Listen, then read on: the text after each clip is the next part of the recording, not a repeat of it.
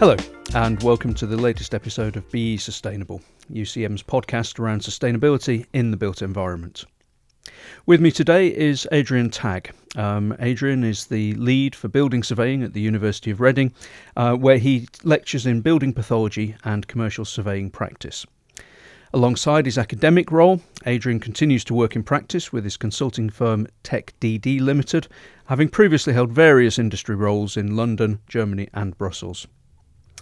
Adrian was, in 2019, the recipient of UCM's Harold Samuel Research Prize for his paper Public and Commercial Attitudes to Disability in the Built Environment. Following this, he wrote a book, Inclusive Environments and Access to Commercial Property, which examines the challenges, compromises and potential socio-economic benefits of bringing inclusivity into the commercial built environment. Adrian, thank you for joining us today. Welcome. Exciting times ahead. Let's start off with the big question, top of the page. How does the built environment currently, how well does it cater for disabilities and accessibility needs? That's a really big question. It is. And maybe 30 years ago, as we had the Disability Discrimination Act coming into force, so 30 years, perhaps I'd have been more positive. I think we've come some way down the track, but I think it's fairly stagnated. Maybe that's what I think, perhaps what I feel. So yes, there's legislation in place. Yes, there's regulation. Yes, there's guidance. But I sense that perhaps post-2012, the Paralympics, the greatest show on earth, maybe then there's other things on the newspaper, the front page of the newspapers. There's other things pushing the agendas. And perhaps accessibility has come some way down as a priority. So yes, it's improved certainly in the last 30 years, access to the built environment. It could go a long way, could go much further into making truly an inclusive environment. I hope that answers a little bit the first question. Absolutely, and it's setting us up for the rest of the conversation, so it's interesting. And your reference to the Paralympics there in 2012 I think is interesting. In terms of getting things done generally and not just in the built environment, sometimes you need a very sort of high-profile event or a key thing happening within an industry or within a sector. Why is that the case here, do you think? Why isn't the legislation having a sort of day-to-day impact on decision-making, whereas maybe a large high-profile event sort of moves it on a little bit and then it goes quiet again? The Disabilities Discrimination Act, as a piece of legislation, obliges service providers to make reasonable adjustments. I think that's the key thing with accessing buildings, goods and services. High-profile events like the Paralympics showcase what people can do, extraordinary things people can do. And for me, it's understanding that disability is not a 4-yearly event. It's an everyday occurrence for many, many people. And while we can showcase their achievements, we need to look a bit more at the everyday needs of people accessing buildings. And for commercial property owners, service providers, maybe there's a lack of understanding of what it is to be disabled. And we can talk a little bit about experiential understanding, which is something I've come across in my research. But it's fair to say the initial progress of the Disability Discrimination Act in gaining rights for access, I feel, is perhaps stagnated post-2012.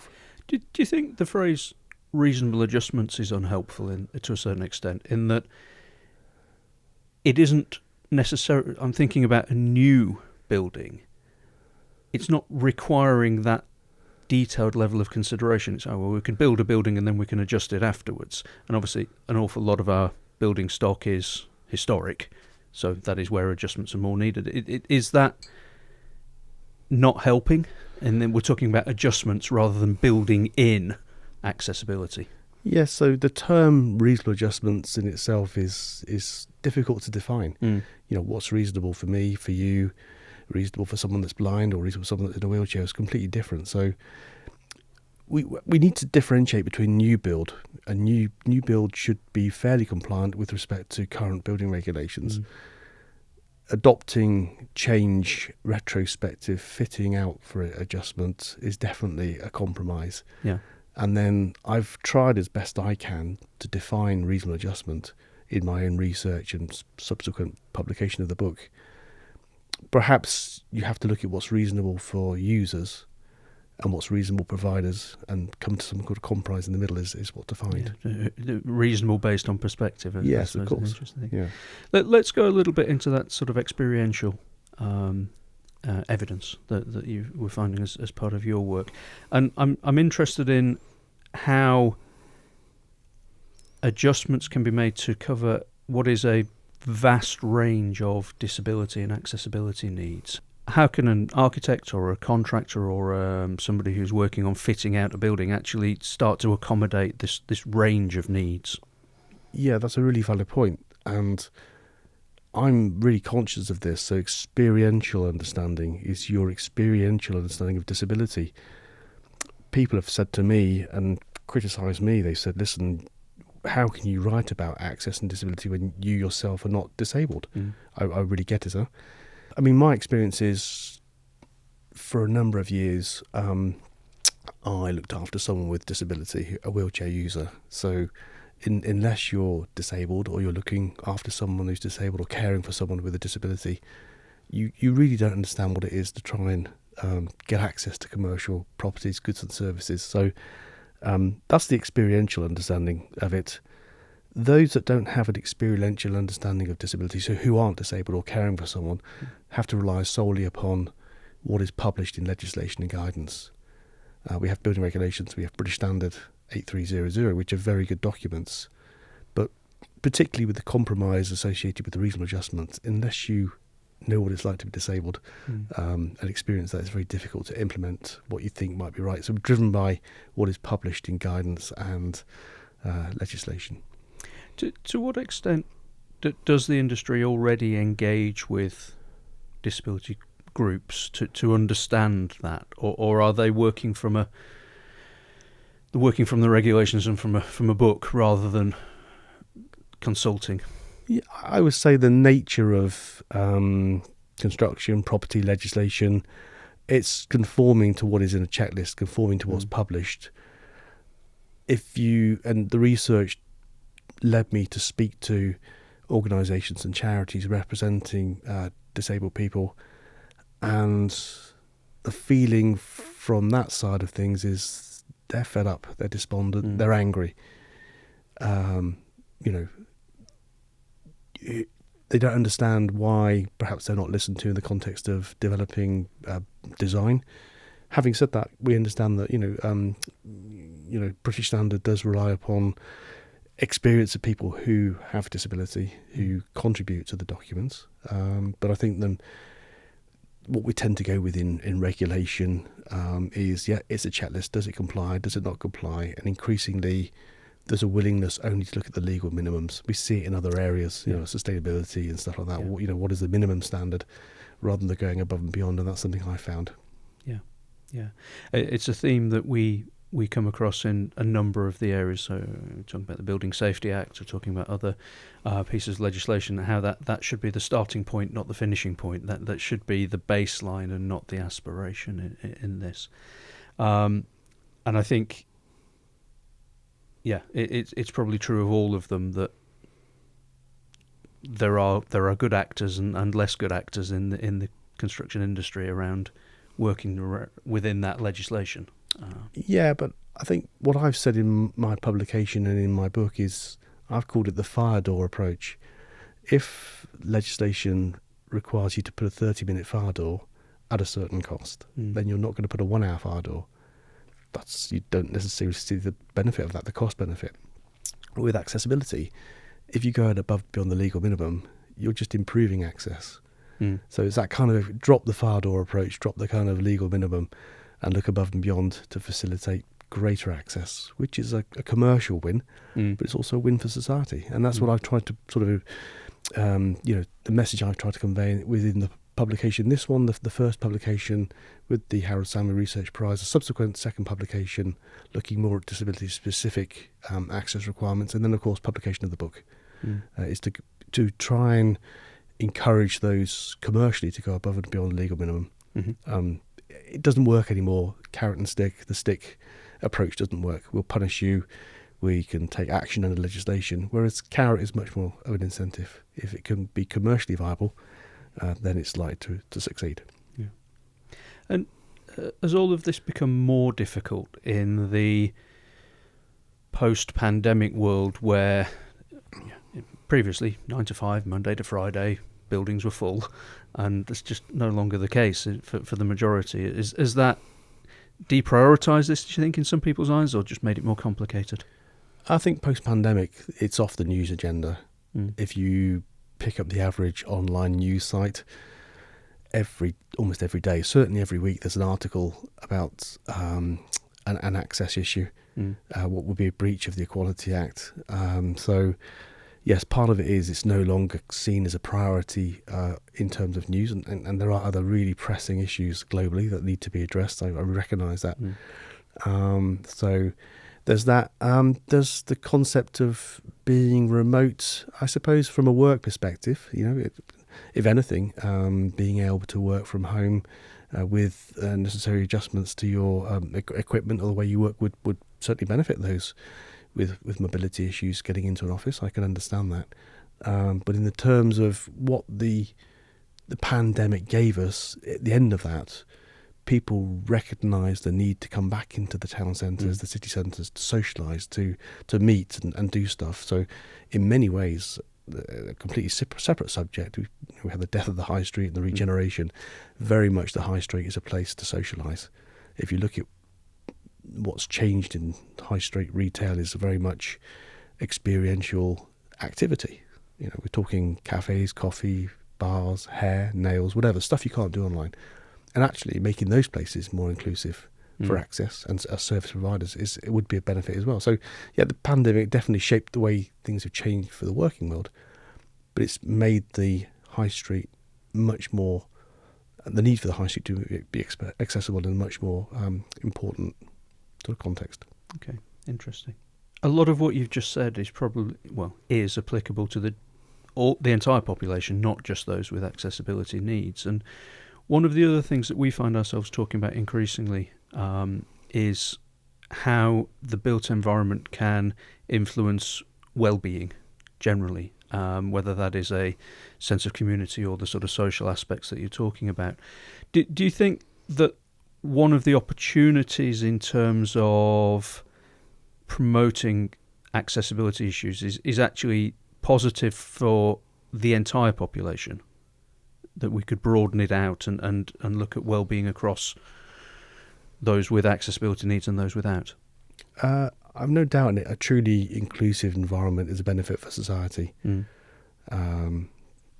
I sense there was a euphoria with the 1995 Disability Discrimination Act that we'd be all more inclusive, and that lasted for a while.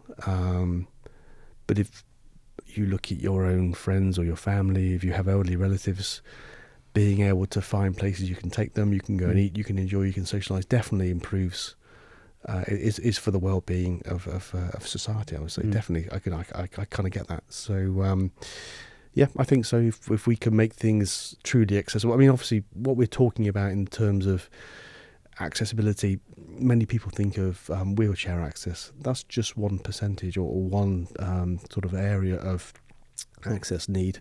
There are others, but likewise, if you're having to bring small children into a place, somewhere that you can get access with your pushchair, your buggy is great if it's got a wheelchair access. But that's only one area.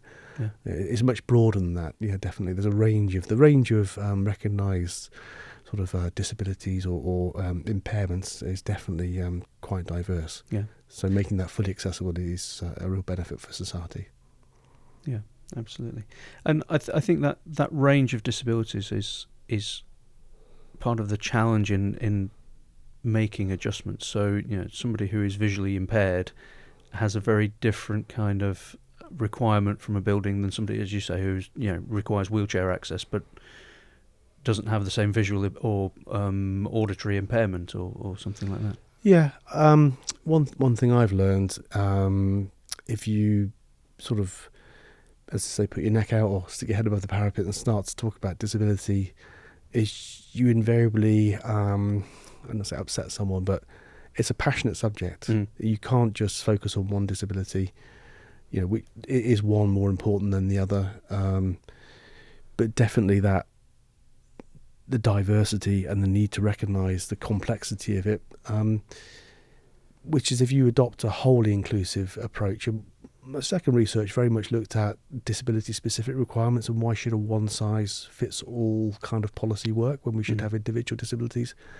But actually, people with a disability often have more than one, and then you begin to see why a sort of blanket approach to providing access works. Is kind of almost like all or nothing. So if we can give everything, then it's going to be better than just perhaps focusing on individual disabilities. And having said that, it's quite difficult when particularly the second research, which is quite a complex survey into disability-specific access requirements, when someone emails you and says your survey's not accessible, for me that's almost heartbreaking because you try your best, and you have to realise that in many ways it's the user, the experiential understanding of someone taking your survey is trying to be in their shoes, trying to understand what it is. Now my experience very much was wheelchair access, so understanding the needs of someone who's blind, who's deaf is something I need to try and understand better, and that's the experiential side of things.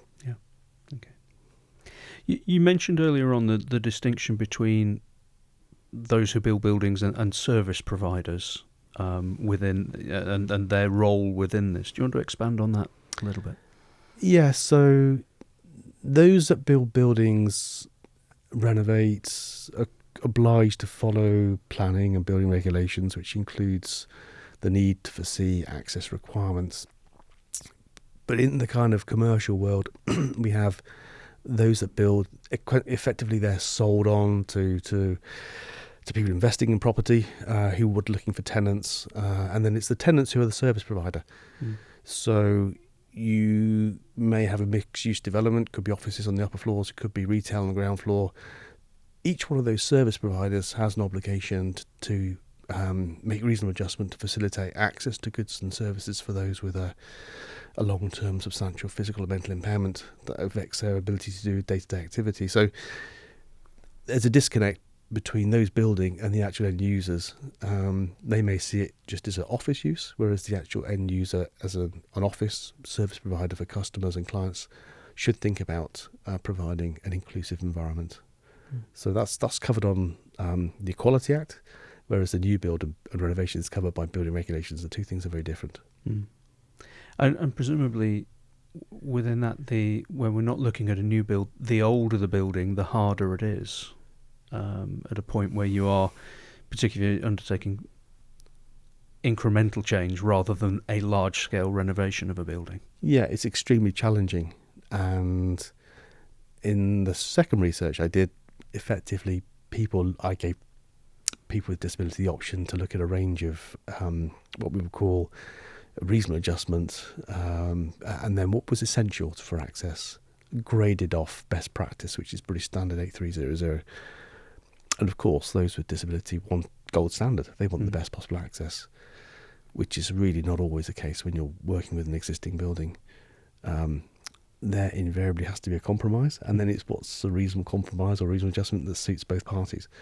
I think perhaps historically, building owners and service providers almost hiding behind the fact that it's an old building, we can't make it comply. It was seen as a way of getting around kind of accessibility. It's a little bit like when we look at energy efficiency and sustainability. It's very well saying it's an old building or a listed building. It doesn't need to comply to current regulations, but really smart, savvy commercial investors who want that building filled will do their best to make it its best energy efficient. And it's a similar sort of concept with providing access to goods and services.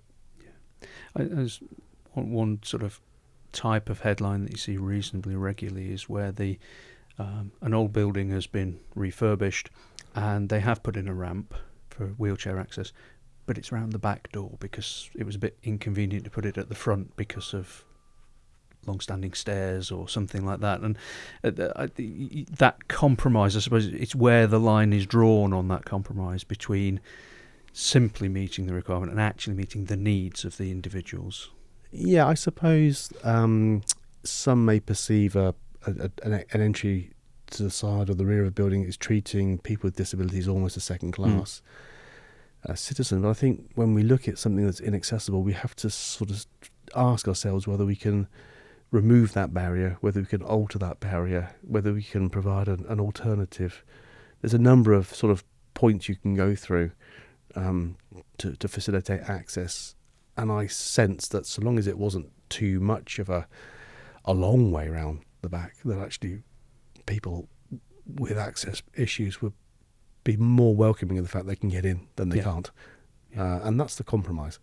We're going to find that particularly with old buildings, but it's a challenge, and I think it's perhaps getting those with a disability and those commercially to understand that they have to meet somewhere in the middle.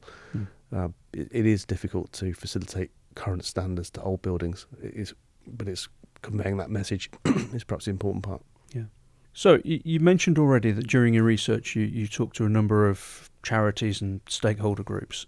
Did you find, or do you think that because they have different priorities and they are representing different disabilities, different accessibility needs, that might mean the advice given to the construction sector is too broad? It's not helping them to refine what they need to do? Yeah, I have to say, I'm extremely grateful to a lot of charities who gave me their time. There were some charities who represent a wide range of disabilities and other charities that represent one disability. But I did get a sense with some sort of territorial aspect of their disability. And I was quite surprised with one charity that said, listen, it's our disability or none in terms of your research. So we'll commit if it's our named disability, and not so much if it's everyone, because there's such a fight for resource and funding. And I was quite surprised by that. But then equally, that's a measure of just how passionate people are to look after their own, their own sort of, if you like, their own group or disability, fighting for everything. Yeah. And it shouldn't be that way. If everything's accessible, as I say, I mentioned a few times, it's about commercial value for society. But I was quite surprised to say, when you put yourself out there to research it, be prepared very much that you don't try to, but you will ruffle a few feathers, you will upset a few people. It's probably a reflection as well of how scarce the funding is and how hard these stakeholder groups have to fight for representation, to get the voice heard, for the funding to keep the work going.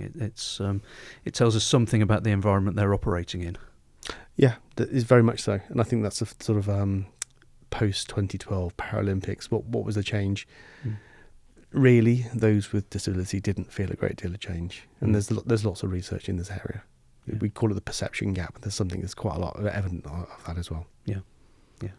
Which brings us closer to where we started, around the distance that has been travelled over the 30 years since the DDA came in, and barring the sort of impetus of things like 2012. Inevitably, as a representative of a university, I'm going to say part of the answer here is about education. It's about educating, we would say, our students, but also the sector as a whole. Do you think there is a recognition of the need for more education, or do you think the sector thinks it pretty much knows what it's doing? So if I think about only thinking about higher education and beyond, if you think about where this positions itself, okay, you've got a lot of stuff before then that you can bring, the whole diversity and inclusion into the fabric of primary, secondary school, etc. But focusing on where I sit in higher education, I lecture in building surveying. It's an RICS, a Royal Institution of Chartered Surveyors accredited degree, and there's a requirement to deliver on inclusivity and diversity in that curriculum. So yes, we do definitely teach our students. We give them a flavour, but in a degree that's packed full of lots of other things. Yeah. It's a really small slice. Them being involved in the research, being involved in shaping guidance or pushing on the agenda outside professionally, there's an opportunity to showcase that and as part of the research as well is taking it outside of the sort of publication and reaching out to industry, going to offices, having a lunchtime, having an evening where showcase the research, showcase the findings, and try and push that commercial emphasis on accessibility. Because once, as I said, the stick doesn't work. Punishing people with fines and legislation, it doesn't work.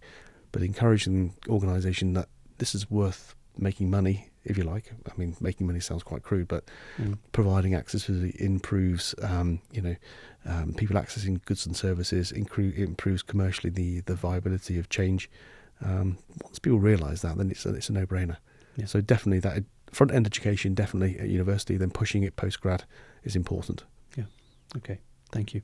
And thank you as well. A timely reminder there that you are in practice as well as in academia. This is not an ivory tower piece. And I know you're a practicing surveyor yourself, so I'm sure you're seeing this out in the field as well as in the lecture room. Yeah, to an extent. Obviously I've been involved in quite a lot of things. The research was really important to me. It's something I feel very, very passionate about myself as well.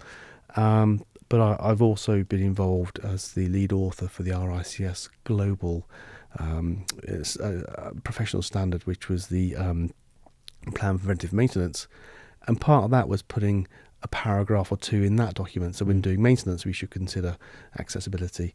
Likewise, sustainability should be now be included in all aspects of maintenance. So, it's bringing these important subjects into everyday surveying. So that's very important. Excellent. Absolutely right. Okay, I think that brings us to time for today. So, Adrian, thank you very much for your time today. Much appreciated. A fascinating topic, and one that we could probably do many more episodes on in the future. And who knows, maybe we'll get the chance to do that. So thank you very much. Much appreciated. Thank you for your time. So that concludes this episode of Be Sustainable. Hopefully you enjoyed that. You can subscribe to that episode and others like it in the usual places, Spotify, YouTube, and so on.